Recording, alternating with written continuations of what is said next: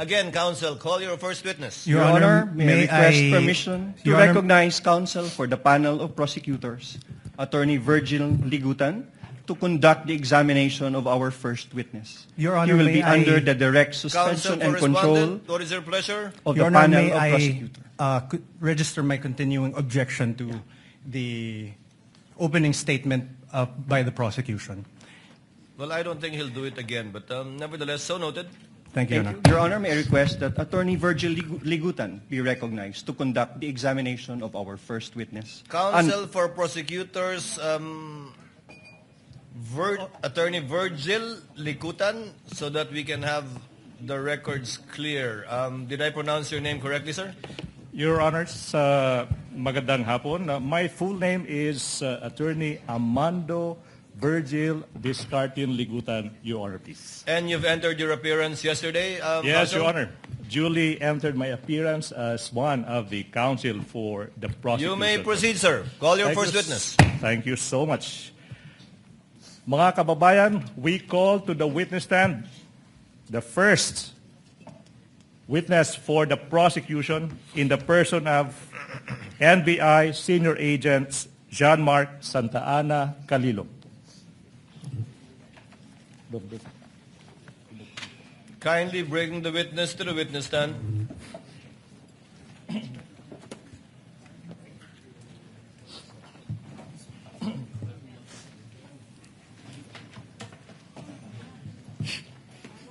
Please remain standing. Clerk of Court is instructed to kindly administer the oath to the witness. Please raise your right hand.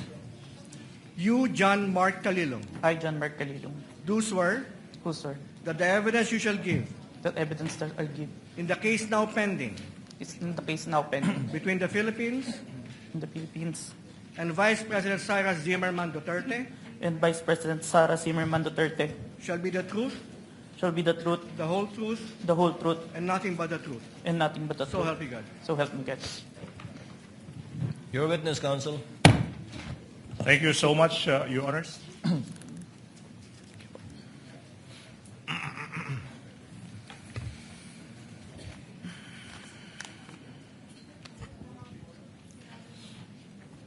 Your Honors, mga kababayan, the testimony of the first witness for the prosecution, NBI Senior Agent John Mark Santa Ana Calillo, is offered to prove the following.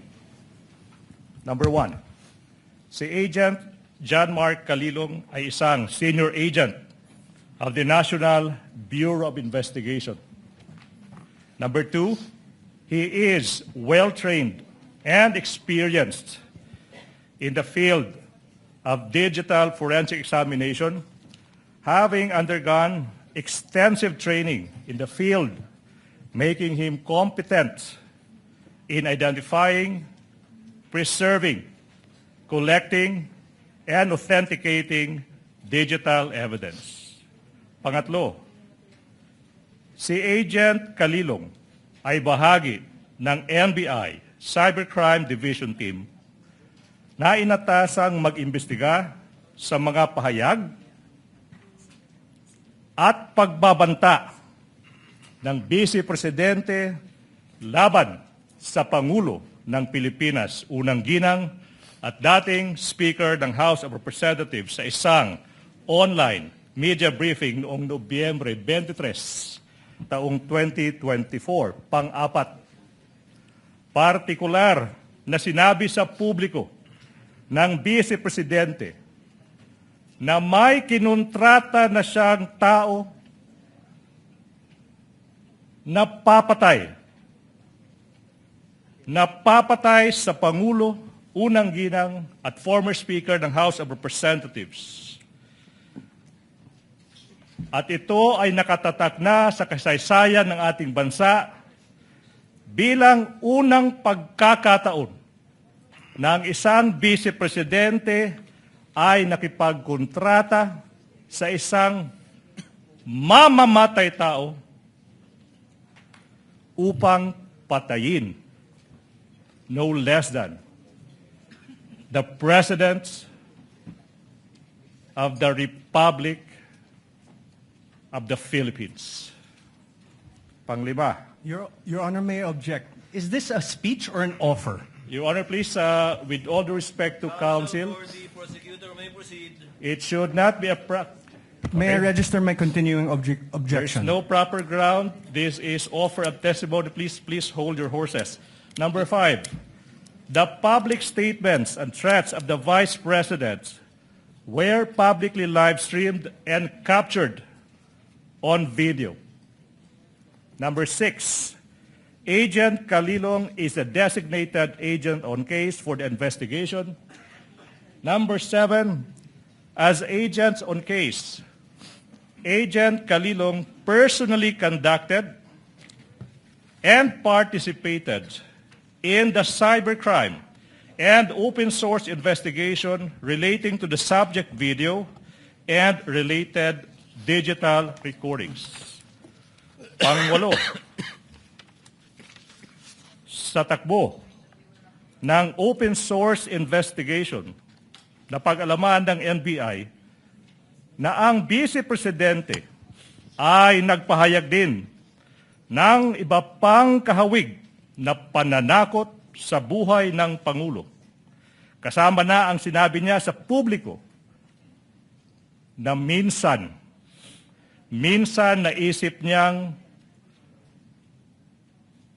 pugutan ng ulo ang Pangulo ng Republika ng Pilipinas. Number 9, in the course of the investigation, Agent Kalilong duly identified, preserved, collected, and authenticated the subject video and other related digital recordings. And number 10, the last offer of testimony, Your Honors, Agent Kalilong will testify on such other matters as may be relevant, material, incidental to the issues involved in this impeachment proceeding, and will identify relevant and material documentary and object pieces of evidence. That is the offer of testimony of our first witness, Your Honor, please. Presiding officer will now hear the objection and or comments, if any, of the counsel for respondent to the offer Prior to my- made by counsel for the prosecution panel. Your Honor, may we move for the exclusion of Agent Kalilong for being not previously attached to the Saballa and Cabrera complaints, as well as exclusion on the ground that he was not included in the articles of impeachment transmitted to the Senate Impeachment Court. Can I respond to that, Your Honor, please? Counsel for prosecutor may do so. Mga kababayan, in this stage of the proceedings, the prosecution is about to present a witness, and the defense is invoking the fact that this witness is not listed as one of the witnesses in the Saballa complaint. The Saballa complaint already lived its natural life. Your Honor, this is the impeachment proceeding of the articles of impeachment filed by the House of Representatives. Saballa et al. Is done.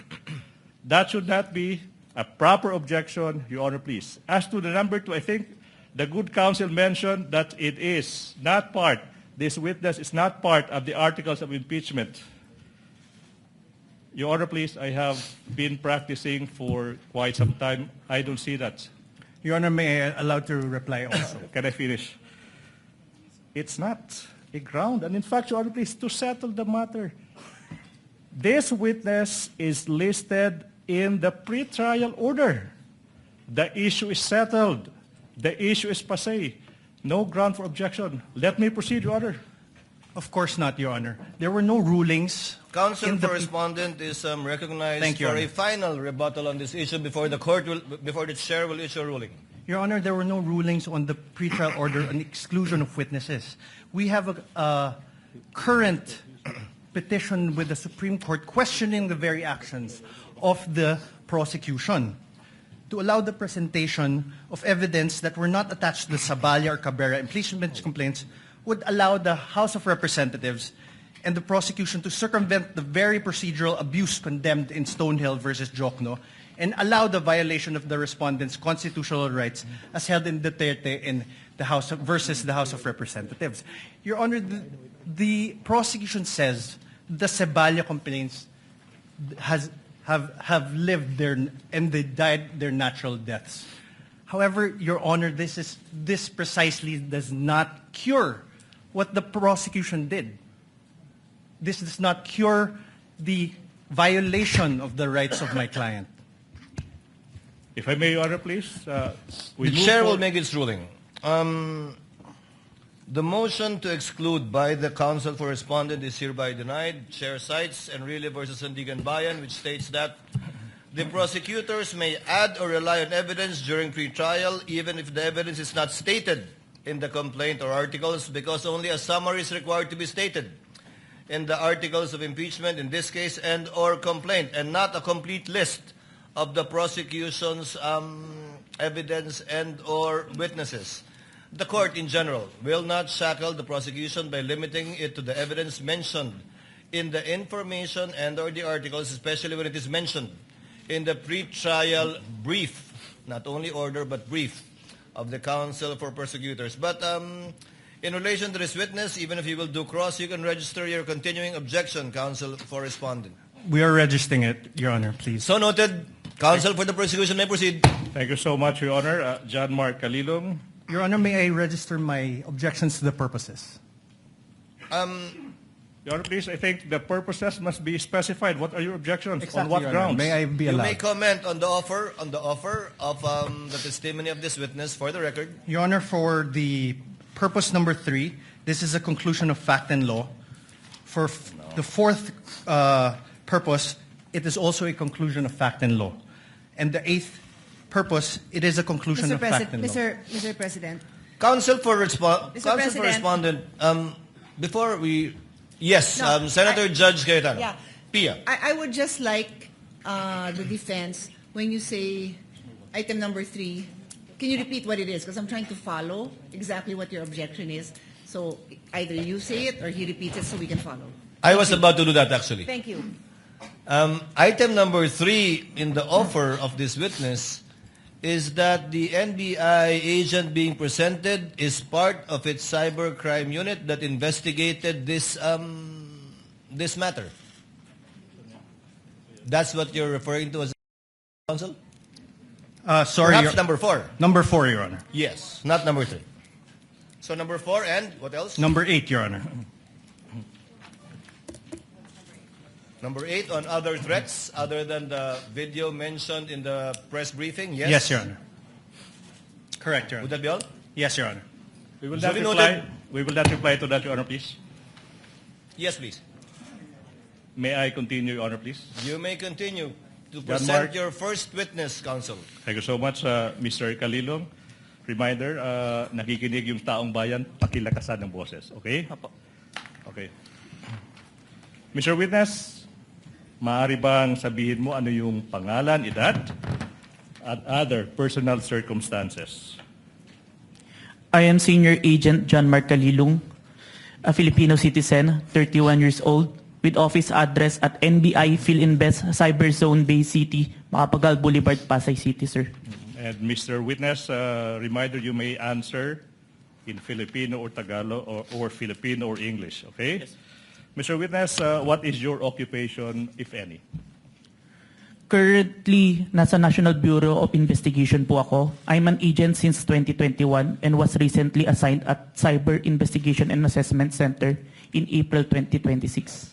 Okay, you said that you have been an agent of the NBI since 2021, pero you were recently assigned to the Cybercrime Investigation and Assessment Center of the NBI. Now, ano ba yung position mo before you were assigned to the Cybercrime Investigation and Assessment Center, kung meron man? In 2022, I was assigned at Digital Forensic Laboratory Division and in 2024 in Cybercrime Division, sir. Okay, now, you said that you were assigned to the Digital Forensics Laboratory Division in 2022. Now, yung tanong, ano ba yung mga naging primary duties and functions mo bilang ahente ng division na yan? In digital forensic, my primary duties is to identify, preserve, collect, analyze, and present digital evidence in court, sir. Now, preliminary question, have you undergone any training as an agent of that digital forensics laboratory division? Yes, sir. Now, kung alam mo, ano ba yung naging trainings in that division? I have undergone computer hacking forensic investigation training, mobile forensics, computer forensics, and photo and video authentication training, sir. Okay, so the last part of your answer, Mr. Witness, you mentioned that you were trained, na sinasabi mo, into photo and video authentication. Now, specifically now, ano ba yung naging trainings in that regard? Photo and video authentication, kung meron man. I was trained for 2 weeks intensive training in July 2022 by MaxCore Intervention, sir, in digital forensic. Now, sabi mo, ano nga ba yun? 2 weeks of intensive training. Yung tanong, Mr. Witness, specifically, what happened in that you said 2 weeks of intensive training? I was trained to perform digital forensic, sir. Now, Mr. Witness, you tell the public, what is the objective, if any? What is the objective, if any, if you know, of that digital forensic examination that you said you were trained to do? To present digital evidence, sir, admissible in court na ginawa ko na po multiple times. Multiple times. You appeared in court multiple times. Specifically, how many times? At least 30 times, sir.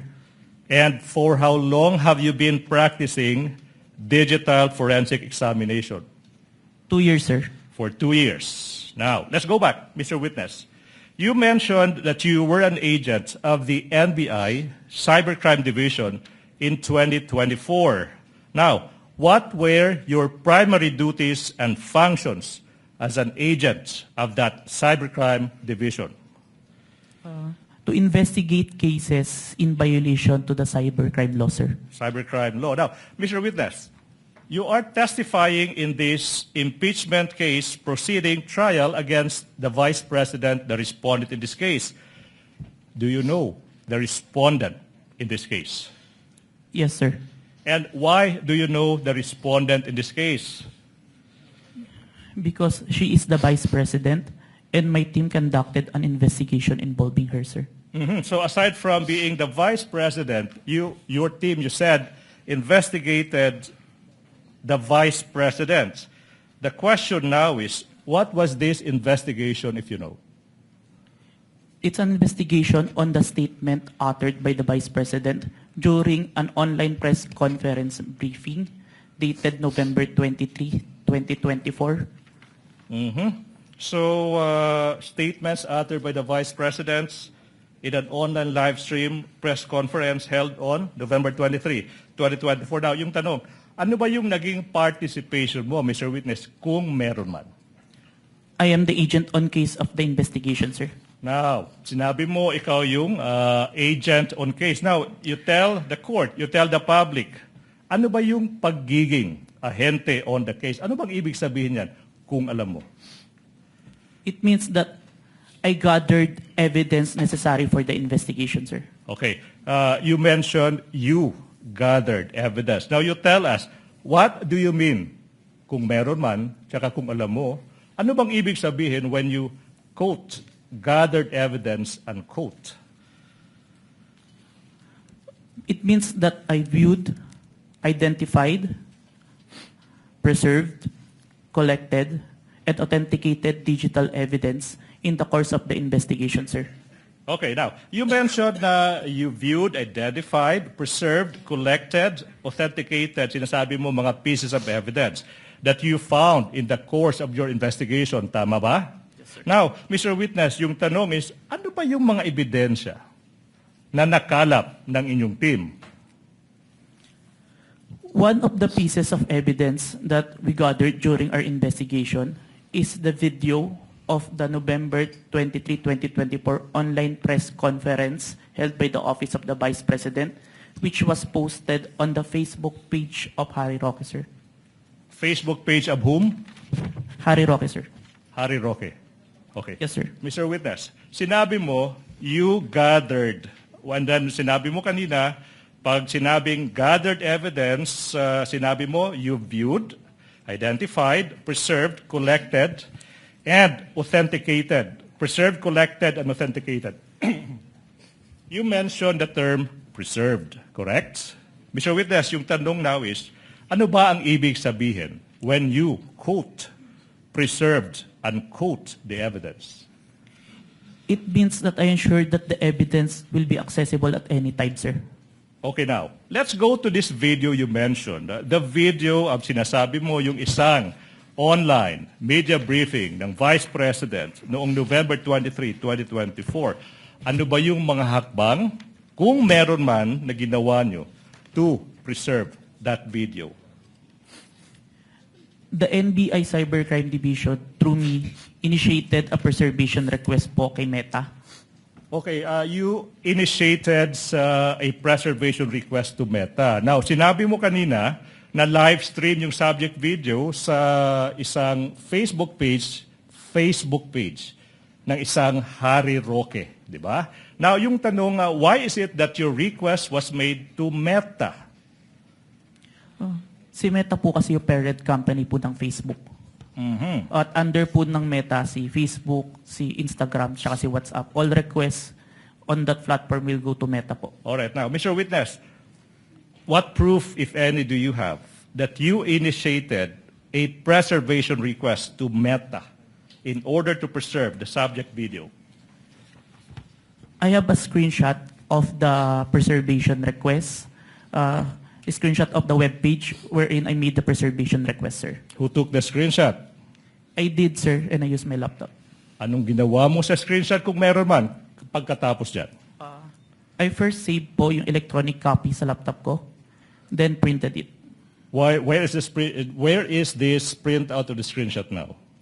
Sinubmit ko po sa Committee on Justice of House of Representatives. Your Honor, with the court's indulgence, may I move that this representation be assisted by a co-counsel for the sole reason of facilitating the presentation of the documents to the witness, Your Honor, please. For that reason alone. Sa Tagalog siya mag-aabot. Yes, Your Honor. Siya po yung mag-aabot ng mga dokumento na amin pong ipapakita for the witness to identify po. Counsel may proceed.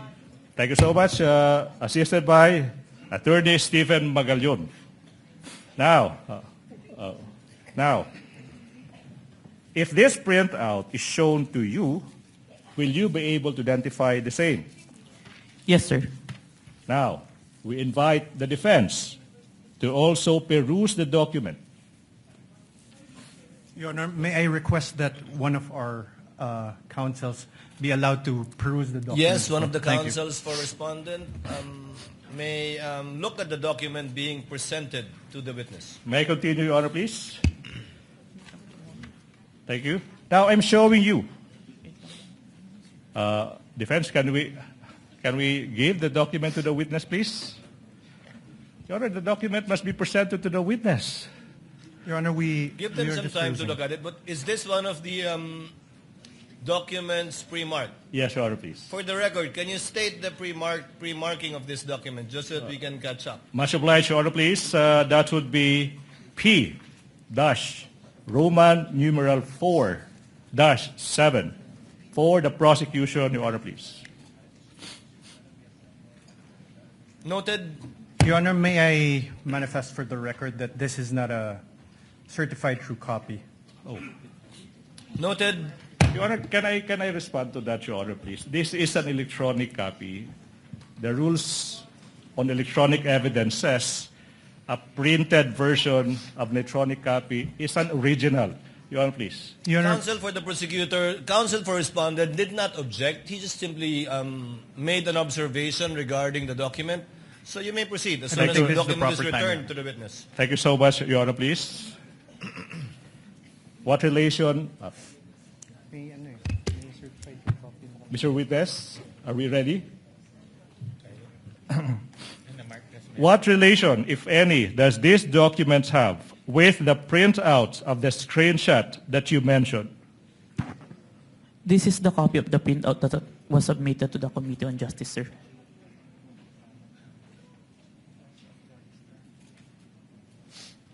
Okay, Your Honor, please, may I proceed with the next question, please? Question, Mr. Witness, how faithful, if at all, is this printout from the actual screenshots? The printout accurately reflects the screenshot, sir. And how do you know now that this printout accurately reflects the screenshot? I compared the printout with the screenshot and with the web page of my preservation and found that the contents are identical, sir. Thank you so much. Now, Mr. Witness, ano ba ang nangyari kung meron man? At kung alam mo, after you made after you made the preservation to request to Meta in relation to the investigation we did on the Vice President? Meta acknowledged our preservation request, sir. Okay. Your Honor, please, the exhibits as they come, as they are identified by the witness, are also simultaneously being presented on the screen, Your Honor, please. Okay. You said that Meta acknowledged the preservation request, correct? Yes, sir. Now, yung tanong ay, ano bang pruweba mo, kung meron man, that in fact, Meta acknowledged the request?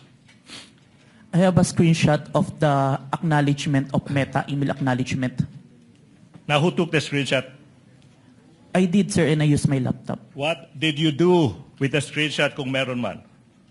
Sinave ko muna po yung electronic copy ng screenshot sa laptop ko and printed it. Where is the printout of the screenshot? Sinubmit ko po sa Committee on Justice of House of Representatives. Now, kung yung printout ng screenshot ipapakita sa'yo, will you be able to identify the same? Yes, sir. Now, we are now in the process of showing you yung isang printout ng isang screenshot ng isang tugon o reply ng Meta, Your Honor, that is previously marked as Exhibit P Roman numeral 4-8 for the prosecution. Your Honor, may I have time to peruse? Kindly show the document to one of the counsels for the respondent.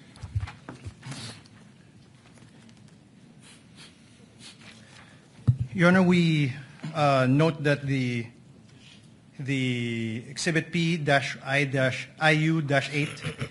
is not an original or certified true copy, and we object to the introduction of this and the identification of this. What does counsel for the prosecution say? Again, I reiterate, if it is a printout of an electronic document, the rules are clear, that is an original, Your Honor. Your Honor, if you look at it, there's on the bottom left-hand portion, there is a marked certified true copy. This certified true copy would not have appeared in any correspondence with no reply at records.facebook.com. So it is not a printout. It's not an original. Would not reflect what accurately was printed out or appeared on the screen. 2 What does points. counsel for the prosecutor say? 2 points, Your Honor, please. Settled now, 2019, assuming that the counsel is correct. Photocopy now is considered as an original, Your Honor, please. And number 2, Your Honor, please. With all due respect, presentation of evidence, objection to the admissibility of object and documentary evidence happens when the documents are formally offered in evidence. We are just in the process, Your Honor, please, of presenting this evidence. So therefore, the defense may object thereto when we formally offer the exhibits, Your Honor, please, and that's not happening yet. Your Honor, As a last point, counsel for respondent, Thank you, before Your the chair makes a ruling. Your Honor, true that photocopies are now considered originals. However, the photocopy must be an accurate and exact reproduction of that original or that printout. This, Your Honor, may I read it for the record? In the bottom left-hand copy, it says, certified true copy, NBI-cybercrime, signed Safira T, date 4/10/26. Is counsel for the prosecution telling us now that this marking came from Meta, the email of Meta, of Facebook? Again, if Kindly I- respond, counsel, before the chair makes a ruling. I'm interested to hear your response as well. I'm so sorry. Could you repeat the question, please? It was rhetorical, Your Honor. He need not answer. He was basically questioning the fact that if it indeed came from Meta and is a computer printout, why the need for someone to certify it as a true copy? I do recall, Your Honor, please, that was submitted to the Committee on Justice. Along the way, there was a need to certify that, Your Honor, please. But be that as it may, certification of a printout of an electronic document is not even necessary, Your Honor, please. The objection of the counsel for respondent is overruled. With the counsel may proceed. Thank you so much, He Your Honor, may please. raise his objection at the proper time when formal offer is made of documentary evidence, and any correction may be made thereafter, or rather before that, by the counsel for the prosecutors. All right. Please proceed. Thank you so much. Mr. Witness, you mentioned that Meta, you said, acknowledged the preservation requests.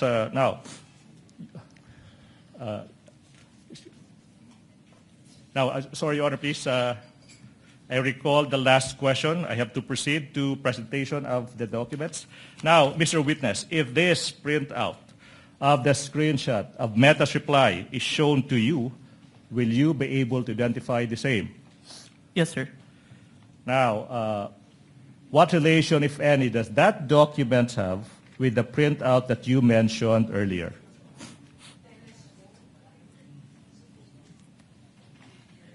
This is the printout that I submitted, sir. Now, Mr. Witness, Your Honor, please, again, as previously manifested, the document identified by the witness has been previously marked as Exhibit P-4-8 for the prosecution. Okay, how faithful, if at all, is this printout from the actual screenshot? The printout accurately reflects the screenshot, sir. And how do you know that this printout accurately reflects the screenshot? I compared the screenshot with the printout and the email confirmation of Meta and found that the contents are identical, sir. Okay. Now, Mr. Witness, you mentioned Meta quotes, acknowledged, unquote, the preservation requests. Now, based on your experience, and if you know, ano ba ang kung yung Meta nag-a-acknowledge ng isang preservation requests? Objection, Your Honor. He would be incompetent to say that. Your Honor, please. Counsel for the prosecution, what do you say? Your Honor, please. This is an NBI agent that has been practicing digital forensics for 2 years, appearing in court for 30 times, and underwent training for 2 weeks. No other person in this room is more competent to answer the question than this witness. Let the witness answer. Nevertheless, Your Honor, he's incompetent. He is not from Meta. He doesn't know Meta procedures. The mere fact that he's an NBA agent doesn't make him competent. Can I reply to that, Your Honor, please? Overruled. Chair will allow it. If the witness knows, he may reply. If he does not know, he should so admit also. Witness may answer. It means that Meta have taken necessary action to preserve the evidence, sir, and assign a case number on it.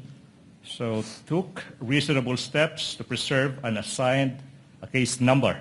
Now, yung question now is, after receiving this acknowledgement from Meta, ano ba yung ginawa mo kung meron man, in relation to the investigation you conducted on the statements of the Vice President? I further preserve the video and authenticate the same, sir. All right, so you said... With the permission of the counsel for the prosecutors, Mr. Witness, what do you mean by Meta assigned a case number to it? What does that exactly mean? It means that yun po, they have taken reasonable action. Yung case number po is for monitoring namin kasi multiple multiple requests po from different investigation. Yung case number na yun for specific request po. So pag may request kayo sa Metang i-preserve ang isang digital footprint o data, lalagyan nila ng case number? Yes po. Lahat ngayon na magre-request na i-preserve yon, ilalagay sa ilalim ng case number na yan yung mga request? Hindi po. Per request po yung case number. So each request will have a separate case number from Meta? Yes, Your Honor. And the case number for this one would be what? 916154, Your Honor. Saan po nakasulat yon? Your case number is 91, nasa upper part po, Your Honor. 91, Ayun, 911654. yes, Your Honor. You may proceed, counsel. Thank you. Thank you so much. Mr. Witness, you said that you proceeded to further preserve and authenticate the subject video. Now, let's go to that proceeded to further evidence. What does it entail, if any, and if you know? It means that I further preserve it using a screen recording, open source broadcast software studio, OBS. I screen record what appears on my screen, the video, the online live stream November 23, 2024, from beginning to end, including its URL. Okay. Now, what about authenticating the video? Ano bang ibig sabihin yan kung alam mo? After screen recording, there's an output video. I compared the output video with the November 23, 2024 video and ensured that the contents are identical. After ensuring that the contents are identical, I now generated a hash value calculation on the video to ensure that the video won't be tampered until presented in court, sir. Mr. Witness, ano ba yung pruweba mo kung meron man that you authenticated the subject video? I have executed an affidavit of authentication of digital evidence dated January 30, 2025, sir. Okay, now, kung yung affidavit of authentication of digital evidence dated January 30, 2025, ipapakita sa iyo, will you be able to identify the same? Yes, sir. Now, in the process, or the prosecution is in the process of confronting the witness with a document that is previously marked as Exhibit P-Roman numeral 4-9 and series, constituting of 29 pages, including the attachments. Your Honor, please, the defense is invited to peruse the documents. Your Honor, we object to the introduction of this affidavit of authentication. This is not an original copy of his affidavit. This is not electronic evidence. And if you look at the affidavit, even the appendages, which supposedly consist of USBs and CD, there's no USB, there's no CD, and even the signatures are not wet signatures, Your Honor. What If does I may, counsel for the Your Honor, prosecution please, say? we will not comment to that, subject to the proper response to that when the time comes in the formal offer of exhibit, Your Honor, please. Your Honor, The objection of the counsel for respondent is noted as to the admissibility of the offered document. However, as correctly pointed out by counsel for the prosecution, the proper time to object to the same and for the court to rule on it would be during formal offer, once the prosecution has already rested its case. So ordered. Thank you so much, Your Honor, please. Mr. Witness, what relation, if any, does that document have with the affidavit that you mentioned? Your Honor, may I just make a quick manifestation? Counsel for the respondent. Yes, you may, sir. Please Your proceed. Honor, during pretrial, the parties got together and agreed that originals of the documents that were to be marked will be presented during trial. We agreed to expedite the proceedings. And now, what is happening is photocopies of documents that we want to peruse and see are being presented. So we object to this, Your Honor. If I may, can I The reply? Sorry, I'm so sorry. The Your Honor, please. manifestation of the counsel for respondent is duly noted. Thank you so much, Your Honor. Please proceed, counsel for the prosecution. On page 3 of the affidavit of authentication of digital evidence, may makikita dyan yung isang pirma sa ibabaw ng pangalang John Mark Calilong. Do you see it? Yes, sir.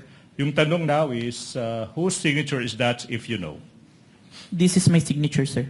Your Honor, at this juncture, Your Honor, please, despite the prosecution's understanding that a photocopy is now the original, is now considered as an original.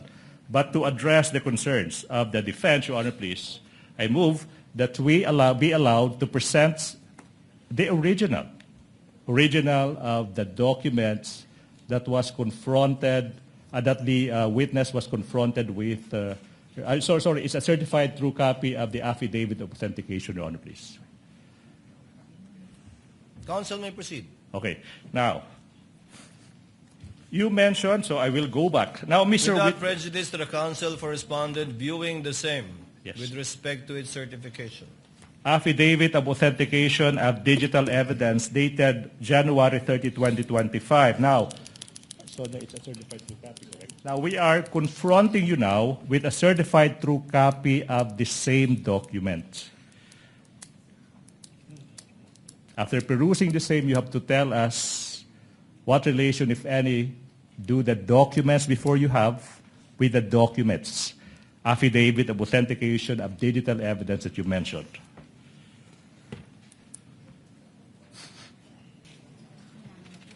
Your Honor, for... Yes, counsel for the respondent. Thank you, Your Honor.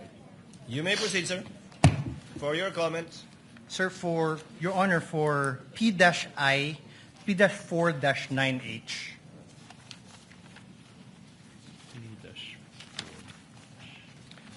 Your Honor, there is a CD in the original. Oh.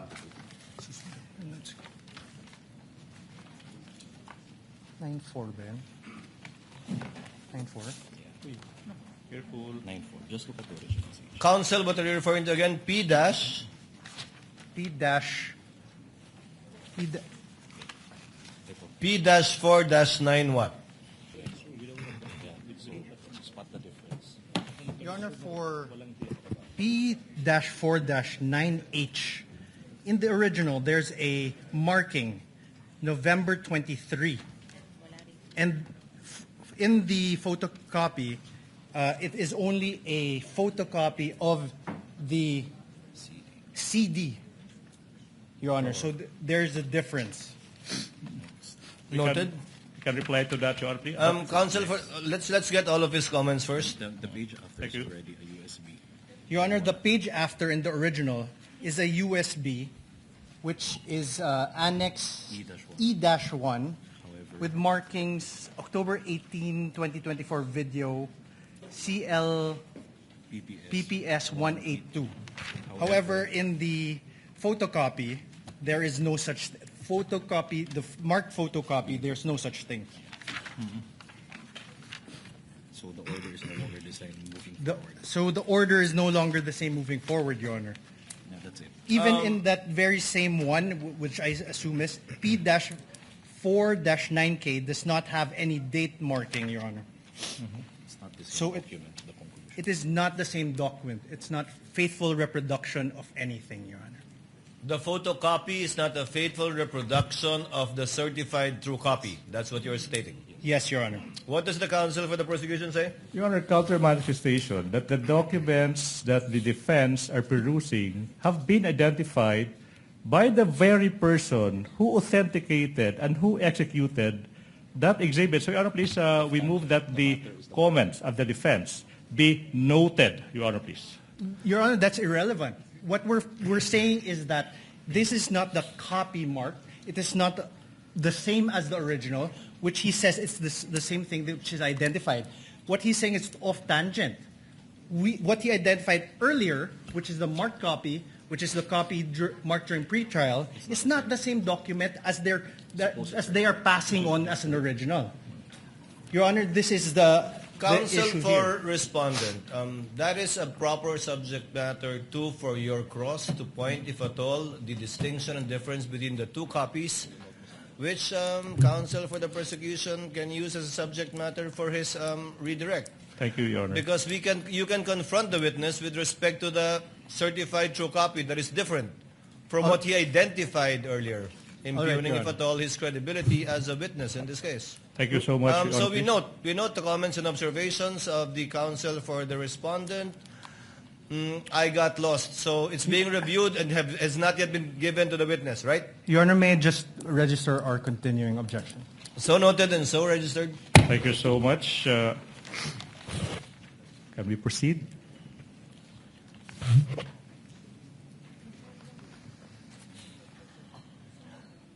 Before we proceed, the presiding officer was not there during pretrial. As manifested by the counsel for respondent, was there indeed such an agreement that the originals will be presented during the trial Yes, Your Honor. by both parties? Can the counsel for the prosecutors also confirm that? Your Honor, please, we do not confirm. I conferred with my team, the team who actually participated in the marking for Article 4. Your Honor, please. Be that as it may, Your Honor, please, we would like to put into record certain realities of the law. A photocopy is now considered as an original. 2019 amendments in the Rules and Evidence. Number 2, Your Honor, please. This is the person who authenticated the documents. So there's no other person who is competent to testify as to the veracity of those documents other than the witness.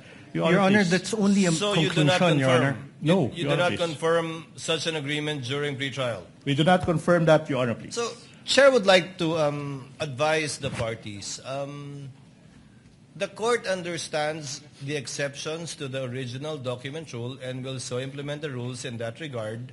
However, if it does not fall under the original document rule exceptions, then to save on the court's time, the party presenting the document should present the original during trial to avoid what we are seeing now. Perhaps in the next time you present a witness, counsel Yes, for the Your Honor, please. prosecutors and counsel for respondents. We will, Your Honor. We appreciate that, Your Honor, please. We understand that would be for the next presentation. For the next one. Please Thank proceed. you so much. Are we done now? We move, Your Honor, please, that Your Honor, may sorry. I request that he not also address me directly? So ordered, so instructed.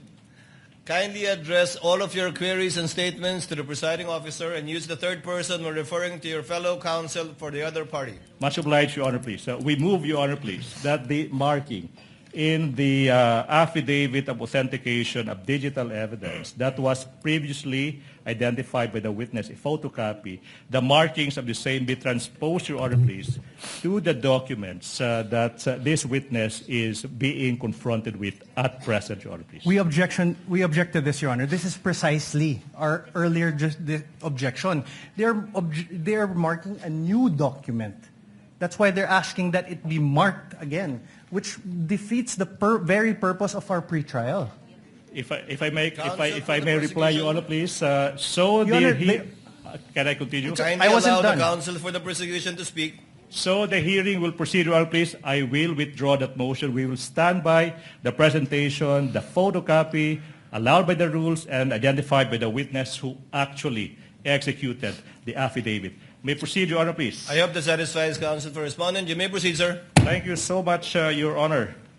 Now, Mr. Witness, on page 3, sa pahinang number 3 of the affidavit of authentication of digital evidence, may makikitang isang pirma sa ibabaw ng pangalang Agent John Mark Calilong. Now, yung tanong, kaninong pirma ba ito kung alam mo? Pirma ko po, sir. Now, sa page 4 ng nasabing affidavit of authentication of digital evidence, may makikita din na isang pirma, okay, sa ibabaw ng pangalang Attorney Jeremy C. Lotok. Now, kaninong pirma ito kung alam mo? Pirma po ni Atty. Lotok. Now, how do you know that it is the signature of Attorney Lotok? Nakita ko pong pinirmahan niya yung document. At may mga document po ko na nakita at enacted upon na bearing his signature, kaya familiar po ako. Thank you so much. Your Honor, please, we proceed. Mr. Witness, now, what action did you perform, if any, after you authenticated the subject video in relation to the investigation you conducted on the statements of the Vice Presidents? I first saved the video on my laptop. and save a copy of the video on a DVD and a flash drive. Okay, now, you mentioned that you saved a copy in a flash drive. Mr. Witness, kung yung flash drive ipapakita sa iyo, will you be able to identify the same? Objection, Yes, Your sir. Honor.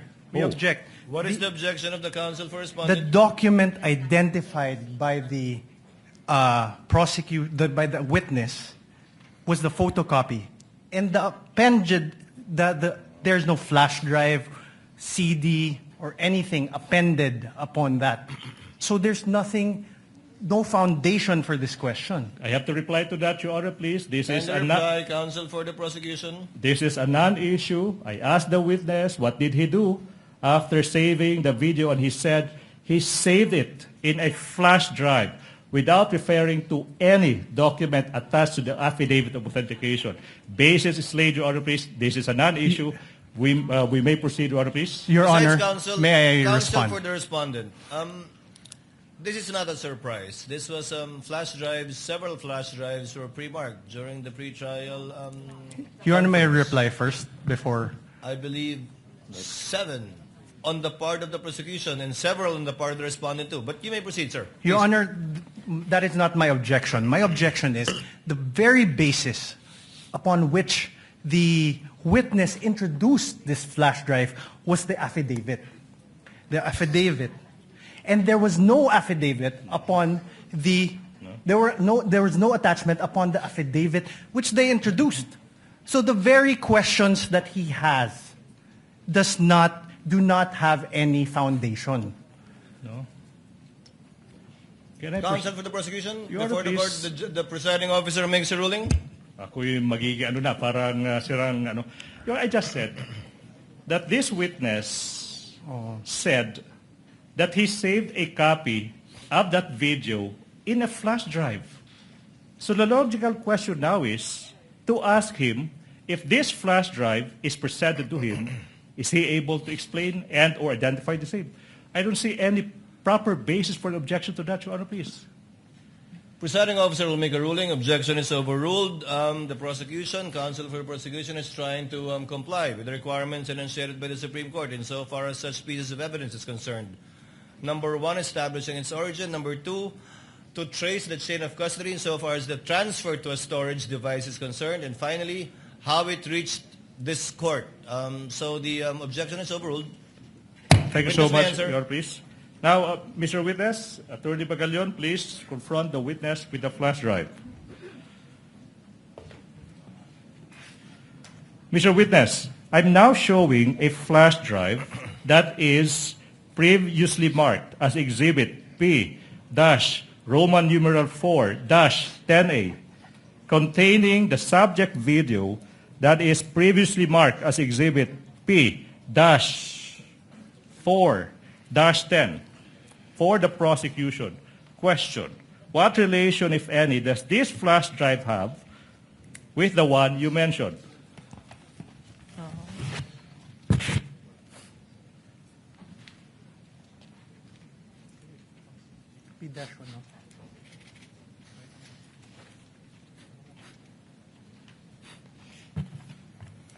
May I know if this was appended upon any Counsel document? for respondent is recognized. Thank you, Your Honor. Your Honor, may I know if this was appended upon any document? Your Honor, please. Counsel for the prosecution will please reply. Your Honor, please. The answer is no, I presume. No. The basis, if at all, counsel for the respondent is the testimony of the witness. When asked, again, to establish not only the origin, but also how he transferred it to a storage device, and if at all, how it reached this court. So, Chair replies, and if that is an objection, overrules the same. Witness may answer. Permission to unseal the flash drive.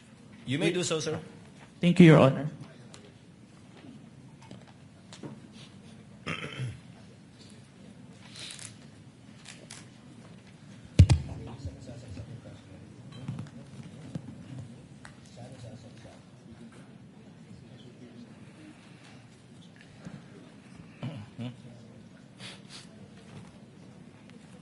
Your Honor, the witness manifestation is now in the process of unsealing the object evidence. Witness will please answer. This is the flash drive where I saved the recording, sir. Now, Your Honor, please, at this juncture, we are about to confront the witness with the video contained in the flash drive.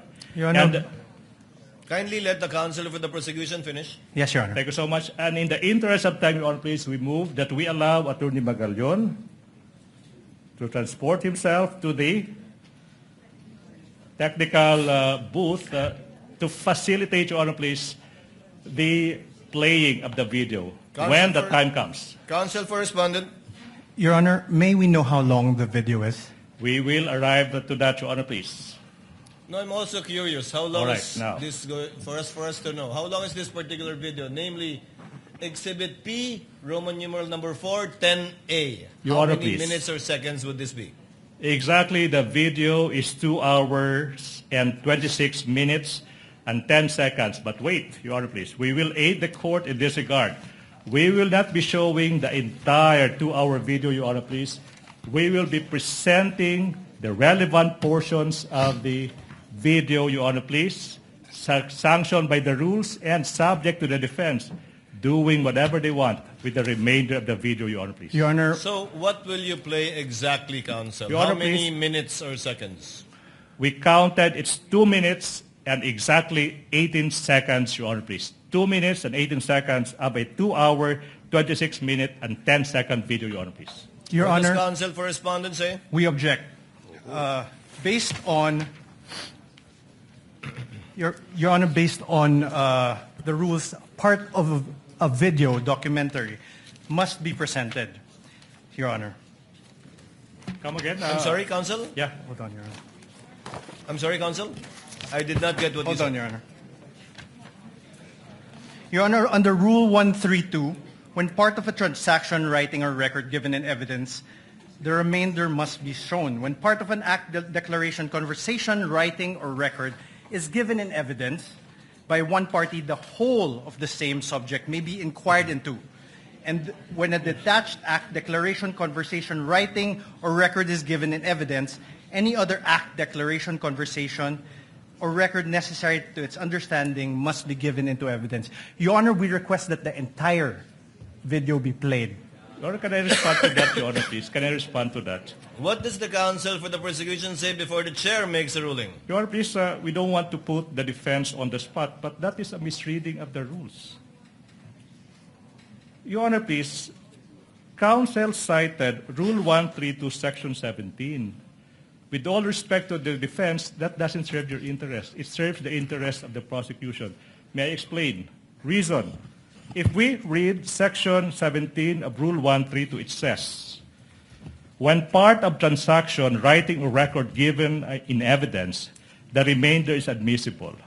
When parts of an act, declaration, conversation, writing, or record, when part is given by one party, and in this case, that is the prosecution, the whole of the same may be inquired into by the other side.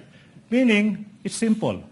This rule, Section 17, Rule 132, allows exactly the prosecution to present a 2-minute portion of a 2-hour video subject to the defense, the presentation of the remainder of the same.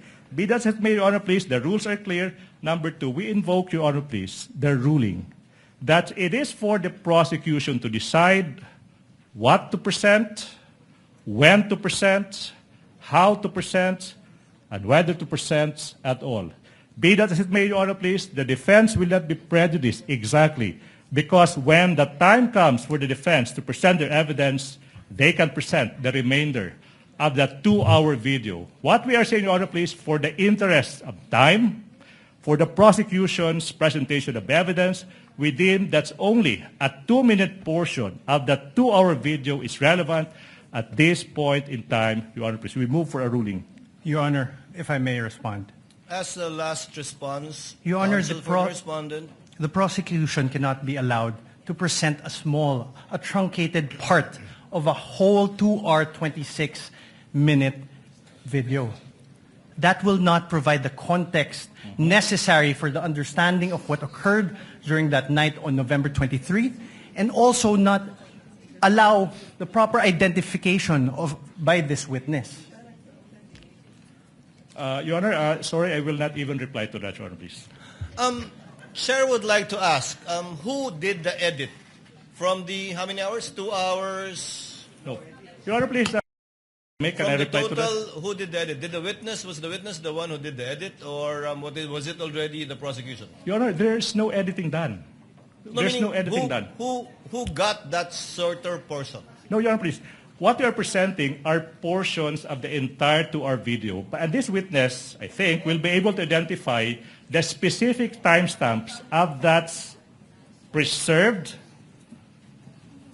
not edited portion. If I may repeat, Your Honor, please, we are not presenting any edited portions, but only snippets, portions of that 2-hour video. And this witness, I suppose, will be able to identify which specific portions that he would like the court to view at this point. So when it is shown, the witness will testify and attest to the portion of the entire video that it was found insofar as the timestamp is concerned. Yes, Your Honor, please. But as evidence at the proper time, you will be offering this entire Yes. 2-hour or so video. Yes, Your Honor, please. And simply highlighting Yes. the 2 or so minutes. Would that be correct? That's a very keen observation. Agree 100%, Your Honor, please. Your Honor, the prosecution cannot be allowed to do this because the entire video will show the context on which the utterances were made. That is a matter for the counsel for respondent to do and present during their time, because I believe the counsel for respondent also identified and marked, if I'm not mistaken, the same video for over 2.5 hours. It can do so during its time to present its evidence in chief. Thank you so much. The objection is overruled. Counsel is instructed to go to the booth accompanied by a counsel from the respondent in order to make sure that indeed the USB identified by the witness is the same USB that will be played in the tech booth of the Senate. Okay. While they're doing that, may I propound the next question, Your Honor, please?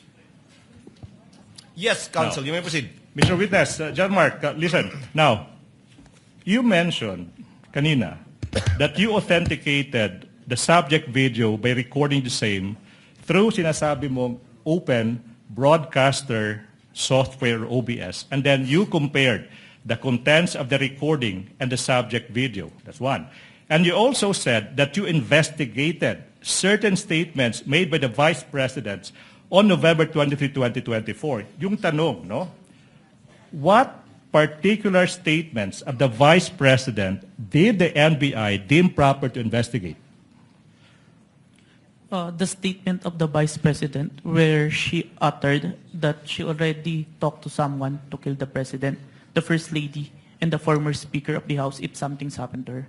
Okay, now, the next question now, Mr. Witness, is in what particular portion of the subject video,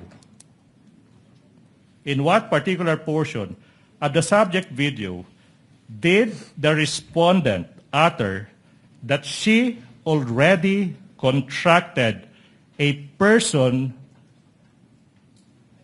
to kill? Objection, Your Honor. Oh, wait. Allow the counsel to finish his I'm not question. yet done. Relax. To kill the President, the First Lady, and the former Speaker of the House. Objection, Your Honor. What? What is the objection of counsel for respondent? Your Honor, no basis for the question, Your Honor. Wow. Overruled. Witness may answer. May I refer, sir, to my notes to identify the specific timestamp, sir? Okay. The So, witness may do so if it is available to him. You may refer to your notes. While he's doing that, while the witness Honor, is may doing that, Senator Judge Alan Cayetano is recognized. You may proceed, sir. Your Honor, may presiding I order- question what notes he is referring to? Counsel for respondent, Apologies, the Your Honor. presiding officer recognized Senator Judge Alan Cayetano. You may proceed, sir. Just some thoughts, Presiding Officer. This is not yet an appeal from your ruling and maybe a question to the counsel of the defense. just to refresh our memory, Rule 132, Section 17, when part of a transaction, writing, or record given in evidence, the remainder admissible. When part of our act, declaration, conversation, writing, or record is given in evidence by one party, the whole of the same subject may be inquired into by the other.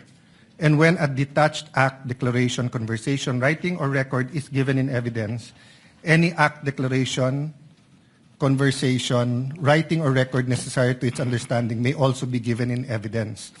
So I'm not appealing yet. I see the logic of the ruling of the presiding officer. Ito lang po ang tanong ko. Is the defense going to ask later on for the showing of the whole video? Because if they are, why don't we just watch the whole of it? Because we're going to have to assess the context.